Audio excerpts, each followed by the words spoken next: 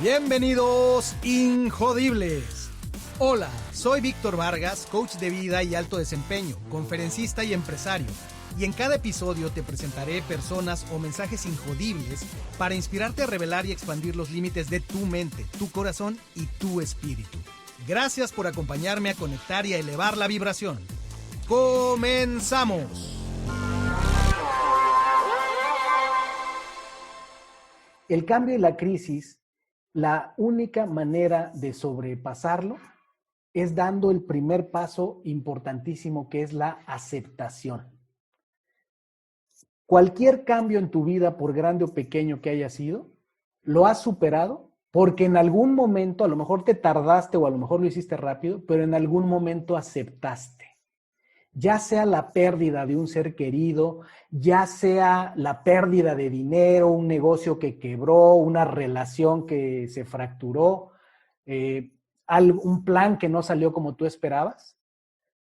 Dependiendo la situación y la persona, muchas veces el sufrimiento es no aceptarlo, es resistirnos, pelearnos con la realidad. Este término es muy importante. El tema, y yo voy a estar hablando mucho acerca de ser injodible, el tema de ser injodible es no pelearte con la realidad. Es entender en qué punto pelear más te lastima más a ti que a la realidad misma.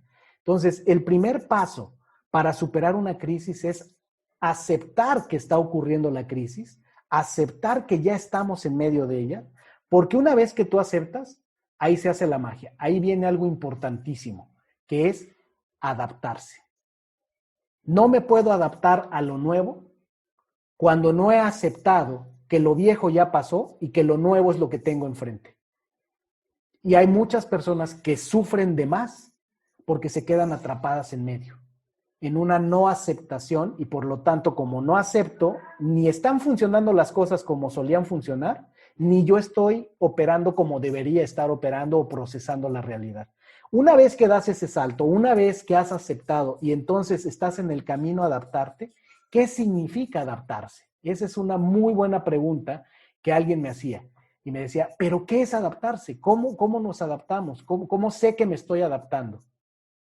Y podría haber alguna respuesta mucho más elaborada, pero te voy a dar la respuesta, creo yo, más profunda que hay. ¿Qué es aceptar y adaptarse para prosperar en los tiempos difíciles? Adaptarse quiere decir hacer tu mejor esfuerzo con lo que tienes, donde estás. Y esta es una regla de vida. En la vida, así es como salimos de las crisis. ¿Y esto qué requiere? Sí, requiere confrontar muchas veces emociones encontradas que tenemos por dentro. Podemos estar con miedo, con susto, podemos sentirnos desempoderados o que no tenemos toda la herramienta que quisiéramos, las condiciones perfectas. Pero cuando vamos viendo cómo es que salimos normalmente de las situaciones, nos encontramos invariablemente con esto. Fuiste ese líder que describimos en estas historias gracias a que hiciste tu mejor esfuerzo con lo que tenías donde estabas, y a eso es a lo que le llamo liderazgo injodible bajo crisis.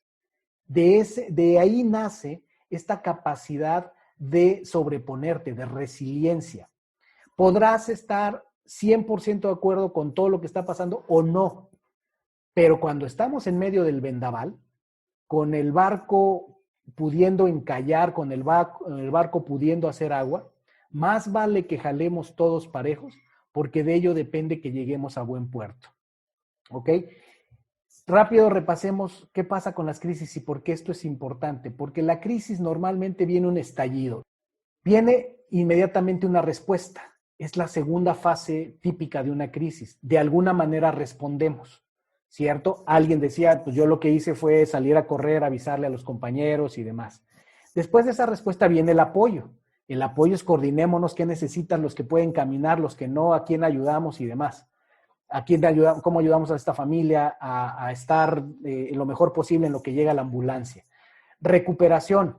Ya es, después del apoyo, la recuperación podría ser, por ejemplo, ya la familia va en camino en la ambulancia, ¿no? Ya está llegando al hospital, ya empieza la recuperación. La crisis probablemente todavía pueden pasar muchas cosas, ¿no? Hasta que viene la superación de la crisis, ¿verdad? que cada situación es distinta y para decir que hemos superado una crisis, pues tendremos que estar de acuerdo en cuáles son los criterios que se tienen que satisfacer para decir que ya estamos superando la crisis. ¿Dónde estamos ahorita? Creo que no me imagino yo que estemos todavía en un punto donde podamos decir que estamos superando la crisis. Muchas veces esto puede ser percepción personal. Evidentemente en el estallido no estamos, ya no estamos en el estallido, ya no estamos en febrero, en marzo, donde apenas era pura confusión. Entonces yo creo que andamos en algún lugar en medio entre la recuperación y el apoyo, ¿no? Por ahí así, podría ser que sea distinto, pero es simplemente una referencia de qué pasa normalmente, cómo reconocemos una crisis. Y aquí es donde viene una pregunta importante. ¿Qué es para ti el optimismo? Porque eso me interesa mucho, que entiendas que yo no te vengo a motivar. Es lo último que vengo a hacer. ¿Qué es para ti el optimismo? ¿Por qué hago esta pregunta? ¿Y por qué te digo que no vengo a motivarte? Porque lo que normalmente llegamos a escuchar es muy común, no siempre tal vez, pero es muy común que escuchemos en los malos momentos, en los momentos difíciles de la vida, es cuando alguien viene y nos dice, sí, qué mala onda, pero pues échale ganas, ¿no? Y entonces, pues a veces como que eso es más frustrante, ¿no? Y cuando a veces quieren reconfortarnos con palabras, con frases que son muy poco profundas y que lejos de motivarnos, pues nos molestan, ¿no? Ah, sí, ¿verdad? ¿Cómo no se me había ocurrido echarle ganas? Qué fácil. Entonces, por eso quiero pasar por ahí, por el lado de qué es el optimismo, y vamos a ver qué es el optimismo de acuerdo con los expertos. Por ahí sí van a ver reflejadas muchas de las definiciones que ustedes mismos dieron, lo cual quiere decir que no andamos nada perdidos. El optimismo, una definición formal, es la actitud de ver la realidad presente o futura desde una perspectiva más positiva o favorable. Es precisamente esa actitud que determina qué ve cada persona en una imagen como esta. Es la famosa imagen del vaso medio vacío o el vaso medio lleno. Pero ese es un tema de percepción y de actitud, del sistema de creencias de cada persona, de la personalidad de cada individuo. Acá tenemos que pues, esta persona que está aquí metafóricamente en el vaso, bien podría estarse ahogando en ese medio vaso de agua, porque esa fuera su percepción, su actitud, o bien está en esta situación que lo vemos, donde le está sacando provecho a la situación, ya está un flotador puso y ya está cómodo ahí, o al menos está tomando una actitud positiva. Es una primera definición de optimismo. Pero ¿qué pasa con el optimismo? Bueno, el optimismo, además de ser una actitud, requiere una habilidad muy poderosa del ser humano. Tan poderosa que muchas veces hay personas que se les dificulta o se nos dificulta hacer uso de esta facultad y de esta habilidad, que es dirigir el pensamiento. Justo lo que ustedes decían es ver el lado positivo. Ver el lado positivo de las cosas implica esto, que teniendo la opción de ver el lado negativo, tomes la decisión nada fácil de ver el positivo. ¿Por qué digo nada fácil? Porque por naturaleza el ser humano, por naturaleza estamos alambrados. Así está hecho nuestro cerebro y es una cuestión evolutiva. Tu cerebro está diseñado para dos cosas, para que tú sobrevivas y para que ahorres energía.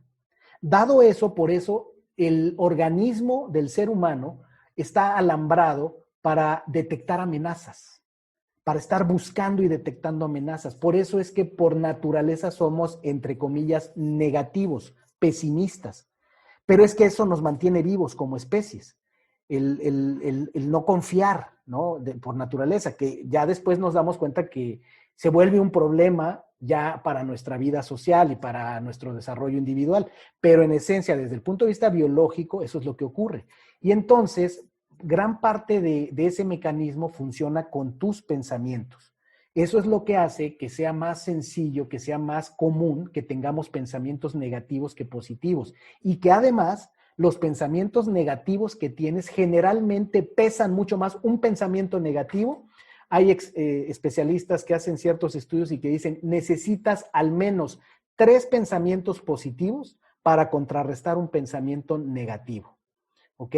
Entonces, el optimismo, para que realmente funcione, para que no sea un nada más échale ganas, requiere una fortaleza interna que te permita dirigir tu pensamiento para generar un estado de mayores recursos que te permita generar los resultados deseados. Cuando un equipo va perdiendo, sea Tigres o el que sea, y cualquier película que tú veas de estas así bien padres, de que va súper mal el equipo, pero luego se ponen mejor, todo el trabajo fue llevar a los jugadores a generar patrones de pensamiento negativo. Con el equipo directivo hemos analizado mucho el caso de los Toros de Chicago, ahora que está de moda la serie de Netflix de El Último Baile, y es el gran trabajo que hizo Phil Jackson, individuo por individuo, ayudarlos a generar un optimismo y un trabajo en equipo, porque no fue solo el optimismo individual, sino el trabajo en equipo. Pero este otro elemento, quiero que lo tengas bien presente, es qué tanta dificultad o habilidad tienes para, en medio de la tormenta, enfocarte en las oportunidades y no en todo lo negativo y todo lo malo que puede pasar. Eso nos puede llevar a la depresión, incluso a tomar malas decisiones, a contagiar. Si algo se contagia rápido, es el pesimismo, es el pánico, ¿ok?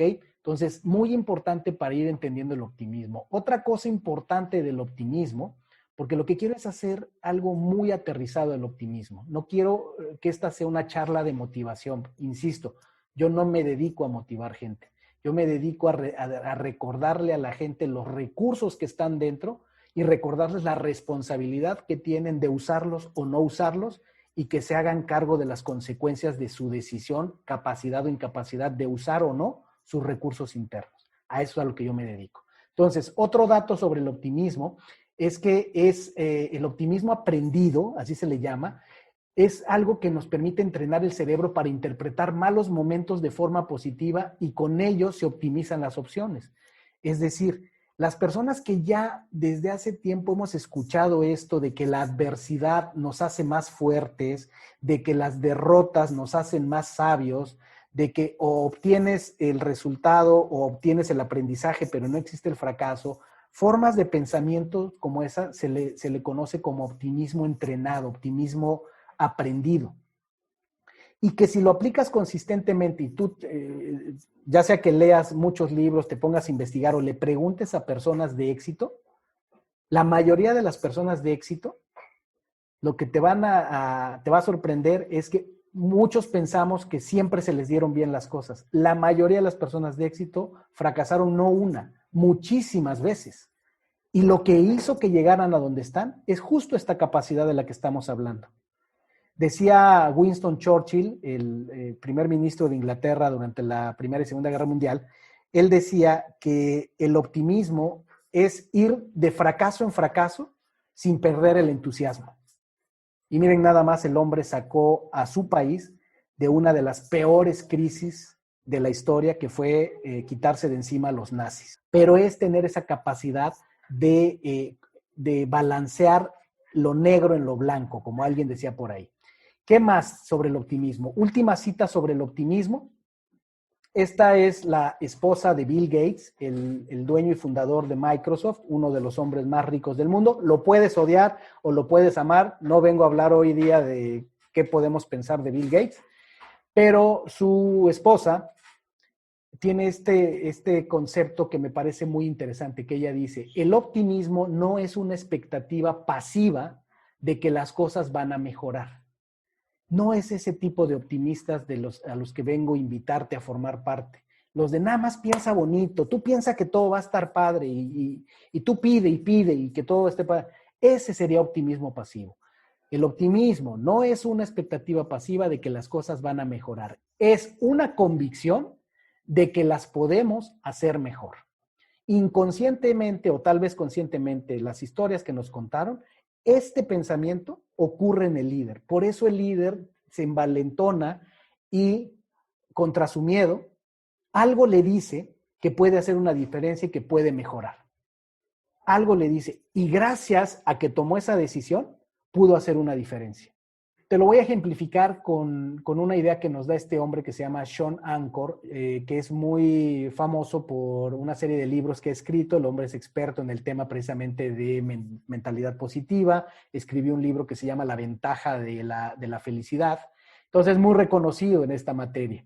Pero es un hombre que lo hace a partir de la investigación, o sea, no es nada más del optimismo a ultranza y porque sí. Y entonces él cuenta una historia donde dice que se subió a su auto con un amigo. Y entonces arranca y a los pocos metros de avanzar se da cuenta que el amigo no trae el cinturón de seguridad. Y él le dice, oye, ¿qué te pasa? Ponte el cinturón de seguridad. Y el amigo le dice, oye, pues, ¿qué te pasa a ti? Pues si tú y yo estamos convencidos de que el optimismo es estar pensando en lo positivo, ¿qué necesidad hay de estar pensando que vamos a tener un accidente y demás, ¿no? Y si además, pues tú escribes libros acerca de esto, y pues el hombre le responde, dice, a ver, es un hecho que los cinturones de seguridad reducen las lesiones de graves a mortales en un 50%. Eso es un hecho. Y entonces, ¿cuál es la conclusión de esto? Que el mismo experto en optimismo y demás le contesta a su amigo, es que el optimismo no es una excusa para ignorar la realidad. ¿Y qué te quiero decir con esto? Es esa vacuna de que hay personas que son alérgicas a solo el hecho de escuchar la palabra optimismo. ¿Por qué?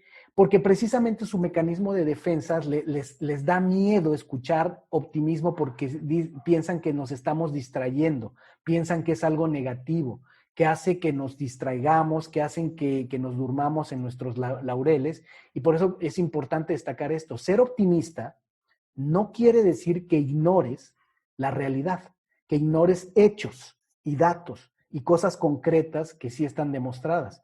Ser optimista es que a pesar de conocer los hechos, a pesar de conocer a qué te estás enfrentando, mantengas un espíritu optimista que te permita tener energía para levantarte y avanzar.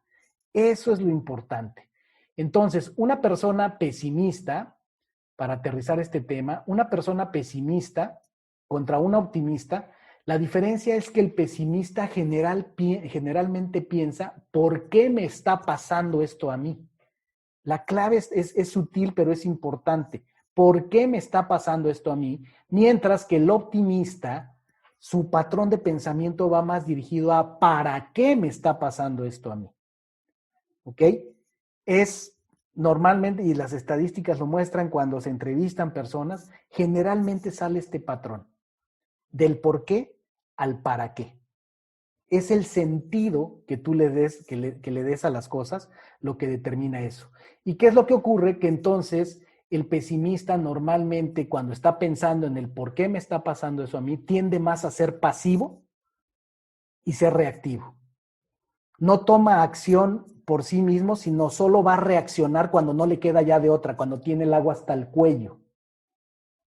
Opera a través del dolor, el pesimista. El pesimista solo se va a mover con más dolor, con más crisis, con más drama. Ese es el riesgo de esto, de cuando no queremos ser optimistas, porque el optimista es activo propositivo. El optimista, en ese optimismo realista, encuentra energía, encuentra la capacidad de moverse hacia adelante. ¿Por qué? Porque dice, debe haber una salida. Y si debe haber una salida, pues debo avanzar hacia ella. Esto es lo que hace mucho la diferencia en los casos de grandes accidentes, de grandes historias de rescates y demás. ¿Qué es lo que hizo que unas personas se salvaran y otras no? Uno tras otro, generalmente es la misma respuesta. Los que se salvaron generalmente mantuvieron, váyanse a los supervivientes de los Andes, generalmente mantuvieron una visión optimista realista. Porque si solo lo dejas en optimista, sí, efectivamente puede ser muy peligroso. El que solamente le pide a que el universo le mande la avioneta, la lancha o lo que sea, ¿no? Tienes que avanzar por ti mismo. El ser humano es capaz de superar cualquier situación, incluso las más adversas, siempre y cuando comprenda cuál es el sentido de lo que sucede. Puede hacernos más o menos sentido a cada uno de nosotros, pero eso depende de qué hay dentro de ti. Si no hay sentido en esto, no hay sentido y está bien. Estos son patrañas, son palabritas bonitas, pero eso habla mucho de cada quien. ¿Cómo vas a superar la crisis? ¿Sufriendo más?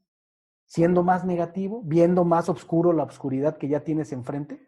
¿O buscando el pequeño rayito de luz que puede ser la salida y caminar hacia allá, ¿no? ¿Y esto qué puede ser en términos de equipos?